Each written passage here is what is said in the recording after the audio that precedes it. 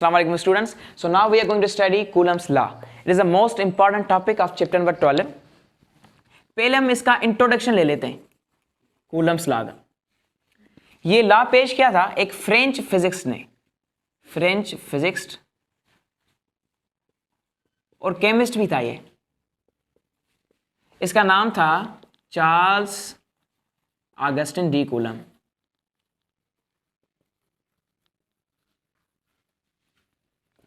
ठीक है, इसका नाम था चार्ल्स ऑगस्टिन डी कूलम, इसकी वजह से इसको कूलम्स लॉ कहते हैं। और ये लॉ इसने दिया था 1785 में। इस लॉ के मुताबिक,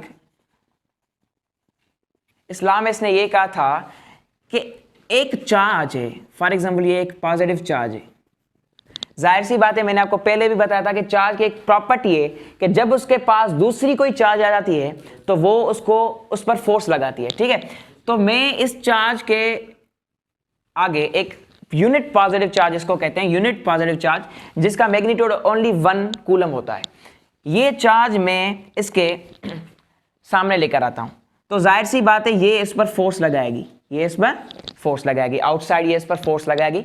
तो कूलम ने अपने लॉ में ये कहा कि जो ये उस पर फोर्स लगाती है वो फोर्स डायरेक्टली प्रोपोर्शनल है इन दोनों चार्जेस के मैग्नीट्यूड से। F is directly proportional to Q1, Q2। मैं फॉर एग्जाम्पल इसको कंसीडर करता हूं Q1 और इस Q0 को मैं कंसीडर करता हूं Q2। तो ये जो फोर्स इस पर लगाएगी वो डायरेक्टली प्रोपोर्शनल है जो फोर्स लगा रही है और जिस पर फोर्स लगा है उन दोनों के मैग्नीट्यूड से।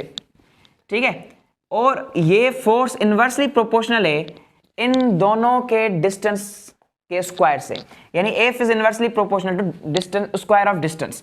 ये डिस्टेंस है, ये Q1 और Q2 के बीच में जो डिस्टेंस है उसके स्क्वायर से ये फोर्स इनवर्सली प्रोपोर्शनल है। तो जितना इसको हम आगे लेकर आएंगे उतना फोर्स ज्यादा होगा क्योंकि डिस्टेंस कम होगा, और जितनी चार्जेस बड़ी होंगी, यानी जितना चार्जेस का मैग्नीट्यूड बड़ा होगा उससे इन दोनों के बीच में फोर्स बढ़ेगा। तो ये इक्वेशन नंबर 1 और ये है इक्वेशन नंबर 2। इन दोनों को मैं कंबाइन कर लेता हूं। So F will be directly proportional to Q1 Q2 over R square.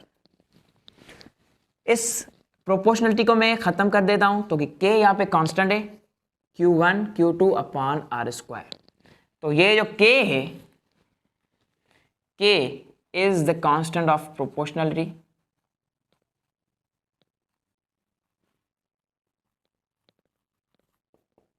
इसको हम कहते हैं कूलम्स कांस्टेंट, कूलम्स कांस्टेंट। ठीक है, F is equal K Q1 Q2 upon R square. ये K है, ये K ना इसकी वैल्यू हर मीडियम के हिसाब से डिफरेंट है।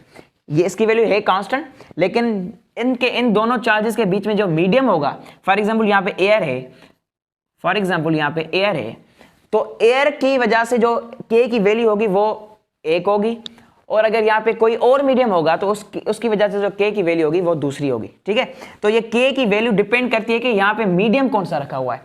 जब हम एयर का मीडियम रखते हैं या जब फ्री स्पेस होता है इन दोनों चार्जेस के बीच में, तो जो वैल्यू है K की, value of K for free space वो है 9 × 10⁹ न्यूटन, 10⁹ न्यूटन मीटर स्क्वायर पर coulomb square. F is equal K Q1 Q2 upon R square. K की जो वैल्यू है वो मैंने आपको पहले भी बताया कि K की वैल्यू डिपेंड करती है कि इन दोनों चार्जेस के बीच में मीडियम कौन सा है। तो पहले कूलम्स लॉ को हम स्टडी करते हैं। ये कूलम्स लॉ है इन फ्री स्पेस।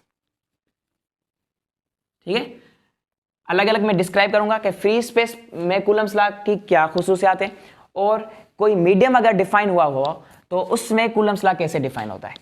तो F is equal K Q1 Q2 upon R square, और ये जो K है ये मैथमेटिकली और एक्सपेरिमेंटली प्रूव है कि ये बराबर होता है 1/4πε0। K is equal 1/4πε0। अब ये जो ε0 है ये है परमिटिविटी ऑफ फ्री स्पेस। इसका मतलब ये है कि दोनों चार्जेस के बीच में जो मीडियम रखा हुआ है वो कितना फोर्स परमिट कर रहा है।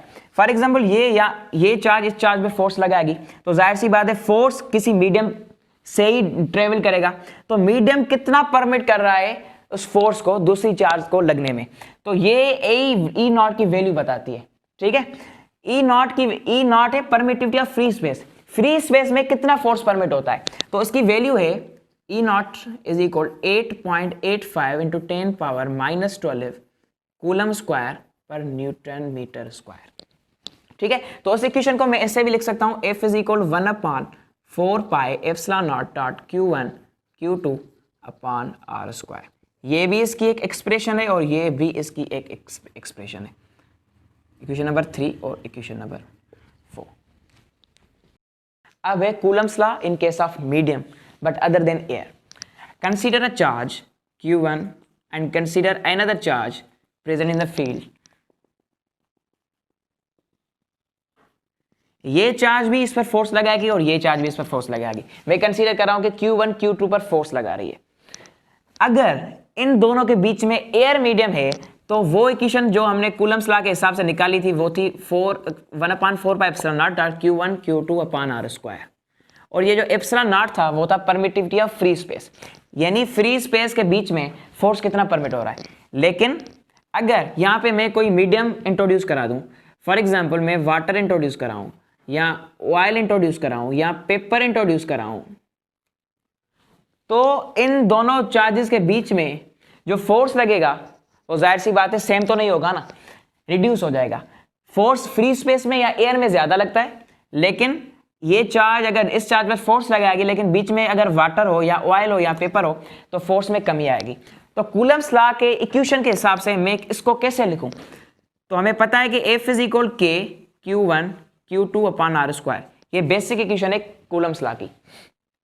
अब K की वैल्यू यहाँ पे डिफरेंट होगी, तो इस वजह से K जो K है K ये बराबर होता है 1/4 pi epsilon. In free space में K बराबर होता है 1/4 pi epsilon not, but in case of any medium other than air K की वैल्यू होती है 1/4 पाई एप्सिलॉन, एप्सिलॉन नॉट नहीं है ये एप्सिलॉन। ये एप्सिलॉन जो कि वो रिप्रेजेंट कर रहा है permittivity of medium other than air, ठीक है। इसकी वैल्यू हर मीडियम के हिसाब से डिफरेंट है। फॉर एग्जांपल अगर वाटर आ गया तो दूसरी होगी वैल्यू, ऑयल आ गया तो दूसरी होगी वैल्यू, ठीक है। लेकिन ई नॉट की वैल्यू तो आपको पता है 8.85 इंटू 10 पावर -12 है, लेकिन ई की वैल्यू एप्सिलॉन की वैल्यू डिफरेंट है यहाँ पे। तो मैं इसको ऐसे लिख सकता हूँ, F is equal 1/4 pi epsilon dot Q1 Q2 upon R square. तो ये है expression of Coulomb's law in terms of medium. अब एक दूसरी बात आ जाती है, वो है रिलेटिव परमिटिविटी, जिसको हम ER से रिप्रेजेंट करते हैं। रिलेटिव परमिटिविटी ये एक टर्म है, ये है रिलेटिव परमिटिविटी।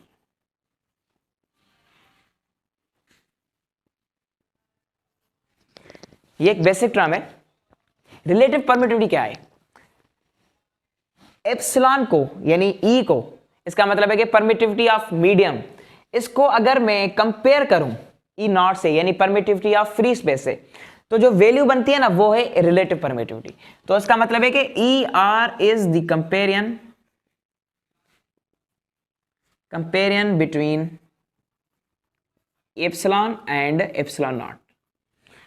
तो जो एप्सिलॉन R है रिलेटिव परमिटिविटी, ये कंपेरियन है किसके बीच में? एप्सिलॉन यानी परमिटिविटी ऑफ मीडियम और एप्सिलॉन नॉट के बीच में यानी परमिटिविटी ऑफ फ्री स्पेस। तो कंपेरियन को ऐसे लिखते हैं, ER is equal to E upon E naught, ठीक है। Epsilon R is equal epsilon upon epsilon naught. इस इक्वेशन को कहते हैं इक्वेशन ऑफ रिलेटिव परमिटिविटी। अब अगर इस इक्वेशन को मैं ऐसे लिखूं, बाय क्रॉस मल्टीप्लिकेशन यहाँ पे करूं, तो मैं इस इक्वेशन को ऐसे भी लिख सकता हूं कि epsilon is equal to epsilon naught epsilon R। मैं इस इक्वेशन को ऐसे भी लिख सकता हूं। तो ये जो इक्वेशन है अगर मैं इस जगह पे डालूं तो ये इक्वेशन कैसी हो जाएगी? F is equal 1/4 pi epsilon naught epsilon R dot Q1 Q2 upon R square. तो ये दो एक्सप्रेशंस हैं जो यूज होती हैं कूलम्स लॉ के लिए, मगर in terms of medium but other than air.